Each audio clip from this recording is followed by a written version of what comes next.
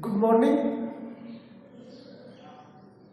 हमारी एक्सरसाइज 3.4 चल रही है, जिसके अंदर हमने 4 क्वेश्चन पूरे कर लिए थे फर्स्ट के अंदर। और फर्स्ट के अंदर ही 5वां क्वेश्चन मैंने आपको कल निकालने के लिए भी दिया था। 5वां क्वेश्चन है 2x² plus x minus 4 equal to 0। इसे पूर्ण वर्ग विधि से इस समीकरण का हमें क्या करना है, मान ज्ञात करना, यानी x के मान आएंगे वो ज्ञात करने हैं। कौन सी विधि से? पूर्ण वर्ग विधि से। तो देखो, पूर्ण वर्ग विधि में सबसे पहले हम क्या करते हैं, x² के गुणांक को क्या करते हैं, इकाई बनाते हैं। और x² के गुणांक को जब इकाई बनाएंगे तो इस समीकरण के अंदर किसका भाग देंगे, दोनों पक्षों में 2 का, यानी दोनों पक्षों में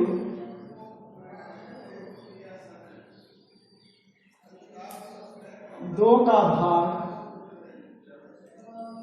देने पर, यानी दोनों पक्षों में 2 का भाग देने पर, यानी इस साइड में भी 2 का भाग दे देंगे, इस साइड में भी 2 का भाग दे देंगे, यानी 2x² प्लस x माइनस 4, यानी 2 का भाग दे दिया, बराबर 0/2, यानी इस साइड में 2 का भाग दे दिया। अब इनको अलग अलग लिख लेंगे, यानी 2x² और बटे में 2 प्लस x बटे में 2 माइनस 4 बटे में 2 और बराबर 0 बटे में। अब इनको सोल्व कर देंगे, 2 से 2 क्या कैंसिल होगा ना, तो यहाँ क्या बचा, x² प्लस यहाँ पे x गुणा 1/2 लिख सकते हैं इसे। क्यों? क्योंकि x का गुणा क्या है, यहाँ पे 1 है, 1 है, यानी किसी भी संख्या को 1 से गुणा कर सकते हैं, कोई प्रभाव नहीं पड़ेगा, इसलिए x को भी किससे गुणा कर सकते हैं, 1 से। तो x का गुणा क्या हुआ, 1 ना, माइनस 4 में 2 का भाग देंगे तो 2, बराबर 0 में 2 का भाग देंगे तो 0। अब हम क्या करेंगे, अचर पद को आगे भेज देते हैं। यहां बचेगा x² प्लस x गुणा में 1/2 बराबर, ये आगे जाएगा तो प्लस का 2। हमारे पास ये कंडीशन आने के बाद x² के गुणांक का आधा कर उसके वर्ग को दोनों पक्षों में जोड़ने पर, यानी x के गुणांक का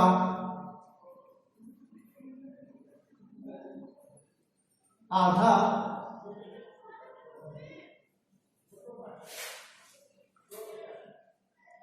x के गुणांक के आधे का वर्ग दोनों पक्षों में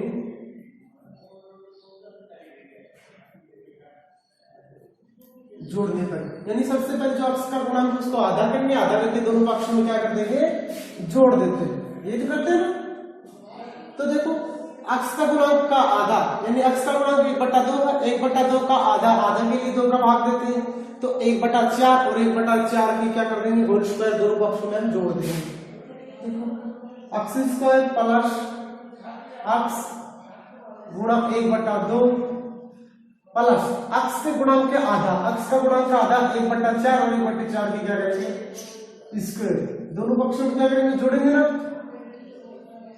ये दोनों पक्षों में हमने क्या कर दिया, इसको जोड़ दिया, तो ये किसका है, सब प्लस प्लस है, तो x प्लस यहां से 1/4 की होल स्क्वायर ना, यानी इसको सोल्व करेंगे तो ये आएगा, बराबर इस पक्ष को भी सोल्व कर लो, 1 का 1 और 4 से तो कितना हो जाता है, 16 ना, यानी 4 की स्क्वायर 16 और 1 की स्क्वायर 1, लघुत्तम आएगा यहाँ पे x प्लस 1/4 की स्क्वायर बराबर लघुत्तम आ गया 16, और 16 दूनी 32 प्लस 1 एकम 1, x प्लस 1/4 की होल स्क्वायर बराबर 32 × 33 बटे 16, ए स्क्वायर आगे जाएगी तो रूट में चले जाएंगे, x प्लस 1/4 रूट 33 बटे 16, यानी 33 के ऊपर भी रूट है, 16 के ऊपर रूट है, तो x प्लस 1/4 बराबर प्लस माइनस 33 का कोई मान है तो 16 का क्या होता है 4, यानी हमारे पास प्लस माइनस कितना आ गया, रूट 33 बटे 4। अब देखो, एक बार प्लस का साइन लेंगे, एक बार माइनस का साइन लेंगे। जब सबसे पहले प्लस का लेंगे ना,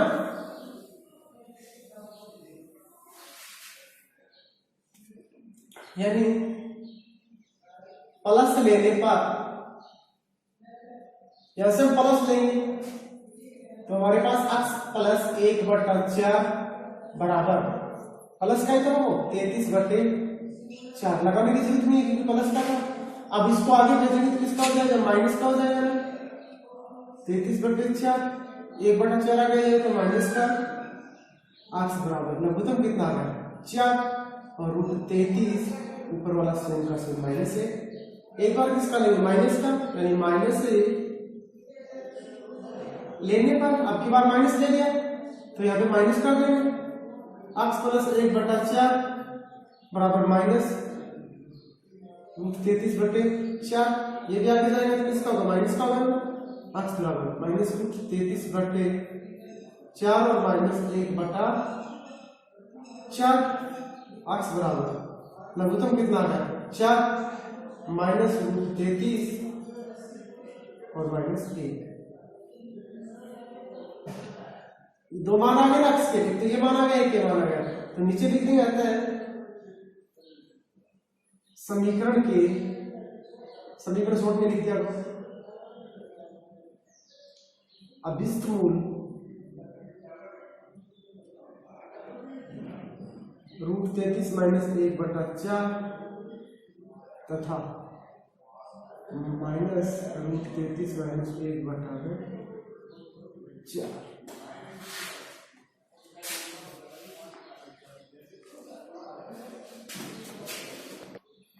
इससे अगला क्वेश्चन है 2x² प्लस का x प्लस का 4 बराबर में 0।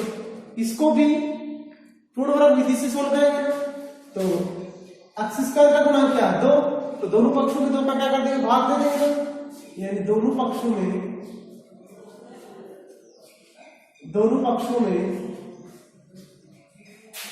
2 का भाग देने पर, यानी इस साइड में 2 का भाग दे देंगे, इस साइड में 2 का भाग दे देंगे 2x² प्लस x प्लस 4 और बटे में 2 का भाग और 0/2 का भाग, यानी दोनों पक्षों में हमने किसका भाग दे दिया 2 का भाग दे दिया। अब इसे अलग अलग लिख देंगे 2x² बटे में 2 प्लस x बटे में 2 प्लस 4/2 बराबर 0/2। अब इसे सोल्व कर लेंगे, पीछे वाला था ना सेम का सेम ही क्वेश्चन है, पीछे वाले में यहाँ पे क्या था सिर्फ माइनस था, इसके अंदर क्या है यहाँ पे प्लस और बाकी सेम का सेम ही है। 2 से 2 क्या हो गया कैंसिल हो गया ना, तो x² प्लस x 1/2 प्लस काट दे 2, ये क्या हो गया 0। अच्छे पद को कहां भेज देंगे आगे।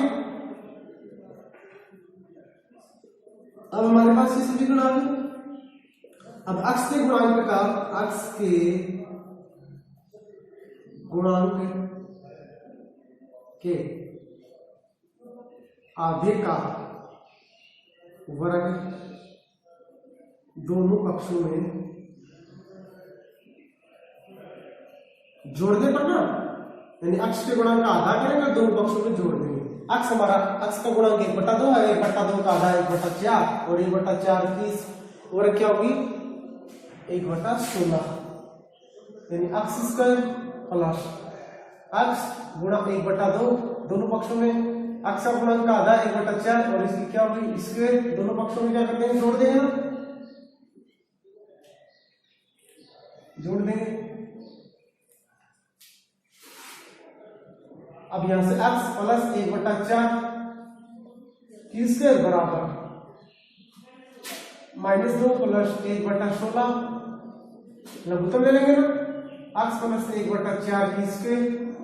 अब देखो यहां से ये थोड़ा अलग हो जाता है क्वेश्चन, देखो 16 दूनी 32 और प्लस का क्या हो गया 1, x प्लस 1/4 की होल स्क्वायर बराबर माइनस का 31/16। तो दाया पक्ष हमारा क्या हो गया ऋणात्मक हो गया ना, दाया पक्ष हमारा ऋणात्मक हो गया। और मैंने आपको बताया था जब दाया पक्ष ऋणात्मक होता है तो मान क्या नहीं आता है वास्तविक नहीं आता है, यानी जब दाया पक्ष क्या हो जाता है माइनस का आ जाता है तो मान क्या नहीं होता है वास्तविक नहीं होता है। तो लिख देना ये तो बी फॉर बाय है दाया। दायां पक्ष ऋणात्मक है। क्यों ऋणात्मक? क्यों? क्योंकि देखो स्क्वायर हटाएंगे तो रूट, अब ऐसे नहीं हो सकता ना, दायां पक्ष ऋणात्मक है, अतः अक्ष के मान वास्तविक नहीं।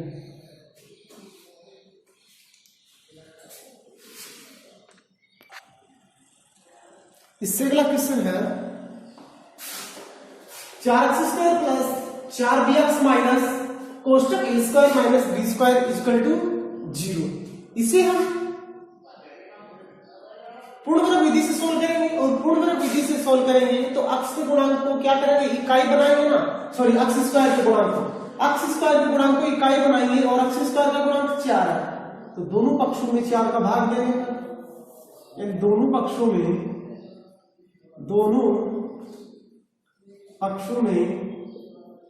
4 का भाग देने पर, यानी दोनों पक्षों में किसका भाग दे देंगे, 4 का। अब इस 4 का ही क्योंकि अक्ष स्क्वायर का गुणांक क्या है, 4x² plus 4bx minus a² minus b², और किसका भाग दे दिया, 4 का। इस साइड में किसका भाग दे दिया, 4 का। अलग अलग लिख देंगे अब की बात, 4x² बटे में 4bx बटे 4 माइनस a² माइनस b² बटे में 4 और बराबर 0 बटे 4। अब देखो इनको अलग अलग कर दिया, यदि इनका लघुत्तम लेते तो ऊपर वाला आ जाता है, तो इसको भी हम ये रूप बना सकते हैं, काटा उसके काट, तो देखो 4 से 4 कैंसिल, 4 से 4 कैंसिल, यह क्या बचा, x² प्लस यह क्या बचा, bx minus a² minus b² बटे में 4 और बराबर में 0। अब देखो अक्ष का गुणांक क्या है, b, अक्ष का गुणांक क्या है, ये क्या अक्षर पद को काम में देंगे आगे, x² प्लस bx, और अक्षर पद आगे जाती है किसका हो जाएगा, प्लस का ना, a² माइनस b² और बटे में 4। अब हमारे पास ये समीकरण आ गई।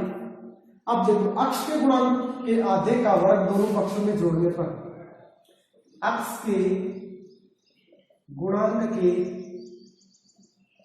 आधे का वर्ग दोनों पक्षों में जोड़ने पर, अब x का गुणांक क्या है, b, और b का आधा क्या होगा, b बट्टा 2, और आधे का वर्ग क्या होगा, b बट्टे 2 की whole square, x² plus bx। अब देखो यहां से कर सकते हैं, x का गुणांक का आधा, x का गुणांक b और b का आधा b बट्टा 2 का वर्ग, ये वर्ग जोड़ दिया ना, बराबर इस साइड में क्या है, a² माइनस b² बटे 4, इस साइड में जोड़ देंगे b बटे 2 की स्क्वायर, इसे सोल्व कर लो। देखो यहां से हम क्या करेंगे, अक्ष आगे दोनों प्लस तो प्लस, यहां से b बटा 2 की होल स्क्वायर, और इसको खोलेंगे तो ये तो आएगा बराबर, इसको सोल्व कर लो, a² माइनस b² बटे में 4 प्लस b² बटे में 4, क्योंकि 2 दूनी 4 और b², पहले सोल्व करेंगे आगे वाले को, b बटे 2 की स्क्वायर, देखो लघुत्तम कितना रहा, 4, a² माइनस b² और प्लस का b² से b² क्या हो गया, कैंसिल, x प्लस b बट्टा 2 की स्क्वायर, a² बटा में 4। अब यहां से इस स्क्वायर को आगे भेजेंगे तो रूप में चेंज हो जाएगा, x प्लस b बट्टा 2 की 2 बराबर रूट a² बटे में 4, यानी इस स्क्वायर से रूट कैंसिल होगा, 4 का रूट का मान 2, तो x प्लस b बटा 2 बराबर प्लस माइनस a बटा 2, क्योंकि 2 दूनी 4 और a², यानी एक बार हम प्लस का साइन लेंगे, एक बार माइनस का साइन लेंगे। अच्छा दूसरा मोस्ट क्वेश्चन लगा लो, सब इंपॉर्टेंट, पिछला जो गुणनखंड विधि वाला था वो a की पावर 4 b की पावर 4, इसी प्रकार से था ना क्वेश्चन, और 2s। इसी प्रकार का क्वेश्चन था। अब इसमें भी मोस्ट है, ये पूर्ण वर्ग विधि से सवाल अलग है, उसमें थोड़ा अलग था। अब देखो एक बार प्लस का साइन लेंगे, एक बार माइनस का साइन लेंगे।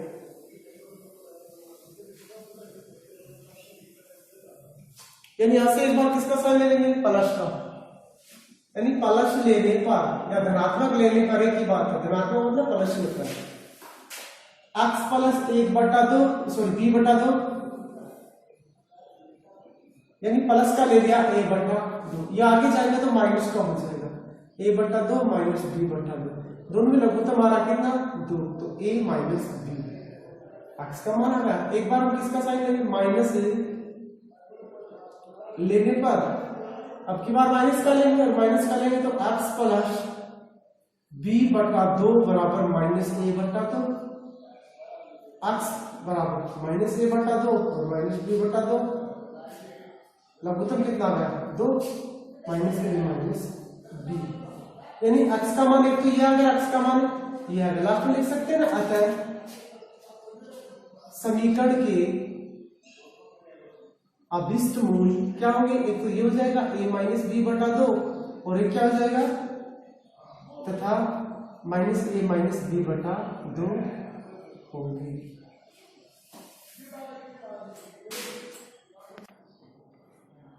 इससे अगला क्वेश्चन है, निम्नलिखित द्विघात समीकरणों के मूल यदि उनका अस्तित्व हो तो शीघ्र आचार्य विधि द्वारा द्विघात सूत्र का उपयोग करके ज्ञात कीजिए। यानी मूल ज्ञात करने हमें एक द्विघात समीकरण दिया गया है, हमारी ये तीसरी टाइप है। सबसे पहले हमने गुणनखंड विधि से समीकरण के मूल ज्ञात किए थे, उसके बाद हमने पूर्ण वर्ग विधि से समीकरण के मूल ज्ञात किए थे। अब हम शीघ्र आचार्य सूत्र का उपयोग कर इस समीकरण के मूल ज्ञात करेंगे। सबसे पहले जो समीकरण है इसकी तुलना, यानी देखो यहां पे x² का गुणांक क्या है, यानी x² का गुणांक 2 है, x का गुणांक 2√2 और अचर पद 1 है। तो जो ये समीकरण है ना, इस समीकरण के यानी दिए गए समीकरण की दिए गए समीकरण की तुलना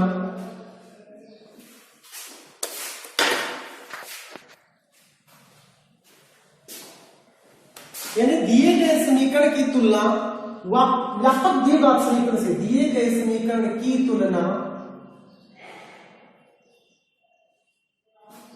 व्यापक द्विघात समीकरण से करने पर, और व्यापक द्विघात समीकरण कौन सी है, ax² plus bx plus c equal to क्या होता है 0। यानी ये व्यापक है द्विघात समीकरण। द्विघात समीकरण इसी टाइप की होती है, दाएं पक्ष में 0 होता है, बाकी बाएं पक्ष में x² का गुणा x का स्क्वायर और अचर पद होते हैं। तो देखो x² का गुणा क्या पे क्या है a, x का गुणा क्या पे है b, अचर पद क्या है यहाँ पे c। तो देखो a x² बराबर तो x² है, a की जगह कितना है 2, यानी a बराबर कितना है 2, b बराबर कितना है माइनस 2√2 और c बराबर कितना है 1। फिर से देख लो, a बराबर कितना है 2, b बराबर कितना है माइनस 2√2 और c बराबर कितना है 1। अब देखो, अब करेंगे इसका विविधकर, और विविधकर क्या होता है d। देखो विविधकर या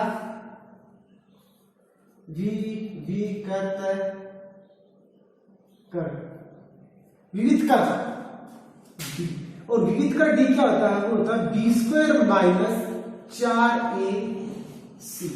विविधकर क्या होता है b² माइनस 4ac।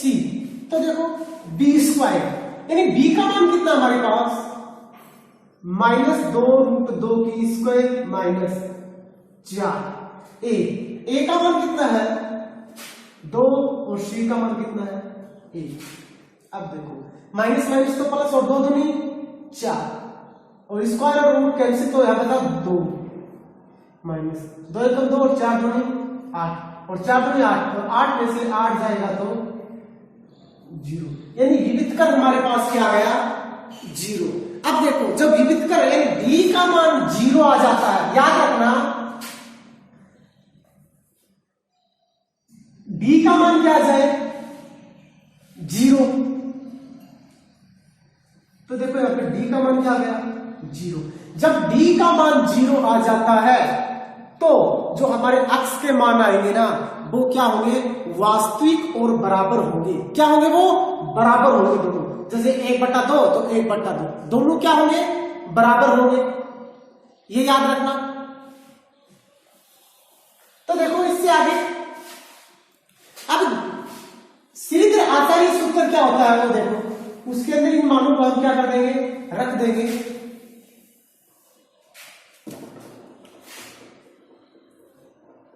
श्रीधर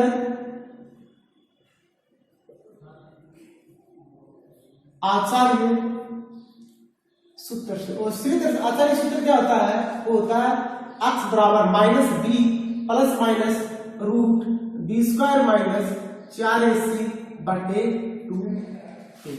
यानी क्या होता है minus b plus minus root b square minus 4ac बटे में 2a। इसके अंदर मान पुट कर दो, जो जो मान है वो मान रख दो। x बराबर माइनस इसके अंदर पहले से है और b का मान कितना है -2 रूट 2 प्लस माइनस। अब देखो बी स्क्वायर माइनस 4ac हमने पहले ही मान निकाल लिया था नहीं निकाल लिया था, इसलिए अभी आसान हो गया। देखो इसका मान हमने कितना निकाला था बी स्क्वायर माइनस 4ac का मान कितना निकाला था 0, तो यहाँ पे क्या रख दो सीधा 0 रख दो बटे 2 गुणा a का मान कितना हमारे पास 2।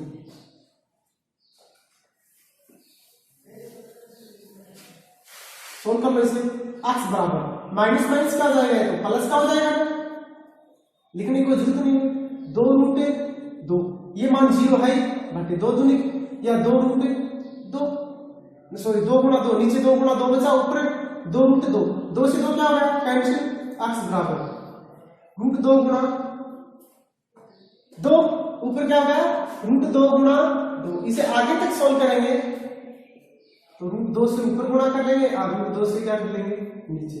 2 दूनी तो कितना हो जाएगा ऊपर देखो रूट 2 दूनी 4 और रूट 4 का मान कितना हो जाएगा 2 और नीचे 2 रूट 2, यानी x का मान कितना आ गया 2 बटे 2 रूट 2 कितना गया 2 बटे 2 रूट 2।